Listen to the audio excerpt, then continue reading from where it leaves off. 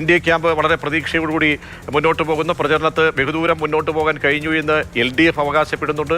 UDFും വലിയ തയ്യാറെടുപ്പുകൾ ജില്ലയിൽ അടിസ്ഥാന വോട്ടുകളൊക്കെ തന്നെ ഉറപ്പിക്കാൻ വേണ്ടിയുള്ള ഓട്ടത്തിലാണ്. ഈ ദിവസം എന്താണ് കണ്ടത് മണ്ഡലങ്ങളിൽ ലിഷോയ്?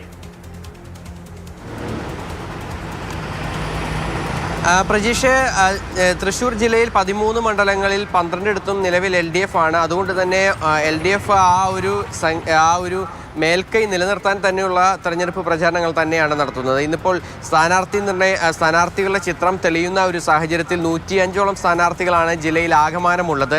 അതിൽ അപരന്മാരുടെ ശല്യം വേറെ വലിയ തോതിലില്ല എന്നുള്ളത് ജില്ലയെ സംബന്ധിച്ചിടത്തോളം എടുത്തു പറയേണ്ട ഒരു കാര്യമാണ്. ആകെ കൂടി ഉണ്ടായിരുന്നത് തൃശ്ശൂർ മണ്ഡലത്തിൽ നോക്കുകയാണെങ്കിൽ വിമത സ്ഥാനാർത്ഥി ഉണ്ടായിരുന്നു. അതായത് കോൺഗ്രസിൻ്റെ മുൻ കൗൺസിലർ ജയപ്രകാശ് പൂവത്തിങ്കൽ കോൺഗ്രസ് സ്ഥാനാർത്ഥിയായ രാജൻ പല്ലനെതിരെ മത്സരിക്കാനായി ഒരുങ്ങിയിരുന്നു. നാമനിർദ്ദേശ പത്രിക നൽകുകയും ചെയ്തിരുന്നു. എന്നാൽ പാർട്ടി നേതൃത്വം ഇടപെട്ട് അദ്ദേഹത്തെ അനുനയിപ്പിക്കുകയും ചെയ്തു. പിന്നീട് ഇന്നിപ്പോൾ ഈ നാമനിർദ്ദേശ പത്രിക അദ്ദേഹം പിൻവലിക്കുകയും ചെയ്തിട്ടുണ്ട്. അപരന്മാരുടെ കാര്യം നോക്കുകയാണെങ്കിൽ 2 പ്രധാനമായും അപരന്മാരുള്ളത്. അതിൽ കുന്നംകുളം മണ്ഡലത്തിൽ AC മൊയ്തീന് അപരനായി പൊന്നാനി സ്വദേശിയായ ഒരു മൊയ്തീനാണുള്ളത്. അദ്ദേഹത്തിൻ്റെ പത്രിക സംബന്ധിച്ച് ചെറിയ തർക്കങ്ങളൊക്കെ തന്നെ ഉണ്ടായിരുന്നെങ്കിൽ പോലും വലിയ മാറ്റങ്ങളൊന്നും തന്നെയില്ല. പക്ഷേ തനിക്കൊരു വെല്ലുവിളിയല്ല എന്നുള്ള തരത്തിലുള്ള നിലപാടാണ് AC മൊയ്തീനും അതുപോലെ തന്നെ LDFനും ഉള്ളത്. അതിനോടൊപ്പം തന്നെ എടുത്തു പറയേണ്ട മറ്റൊരു പ്രധാന മത്സരം നടക്കുന്നത് തൃശ്ശൂർ ജില്ലയിൽ തൃശ്ശൂർ മണ്ഡലത്തിന് പുറമെ മണലൂർ മണ്ഡലമാണ്.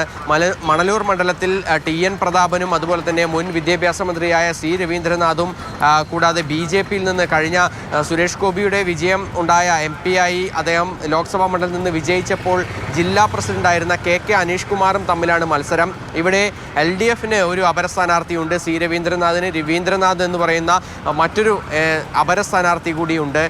അങ്ങനെ 2 മാത്രമാണ് അപരന്മാരുടെ ശല്യം വലിയ തോതിൽ ജില്ലയിലുള്ളത്. മറ്റ് കാര്യങ്ങളൊക്കെ തന്നെ നോക്കിയാൽ വളരെ കടുത്ത മത്സരം തന്നെ നടക്കുന്നുണ്ട് എങ്കിൽ പോലും അത് മുഴുവൻ ഒരു രാഷ്ട്രീയ മത്സരമായി തന്നെയാണ് ജില്ലയിൽ ഉള്ളത്. അതല്ലാതെ മറ്റേതെങ്കിലും തരത്തിൽ തന്ത്രങ്ങളിലൂടെ വോട്ട് നേടാനായുള്ളൊരു പ്രശ്നങ്ങളൊന്നും തന്നെ തൃശ്ശൂർ ജില്ലയിൽ കാര്യമായി ഇല്ല എന്നുള്ളത് ആശ്വാസകരമായ കാര്യമാണ് രാഷ്ട്രീയ പാർട്ടികളെ സംബന്ധിച്ചിടത്തോളം.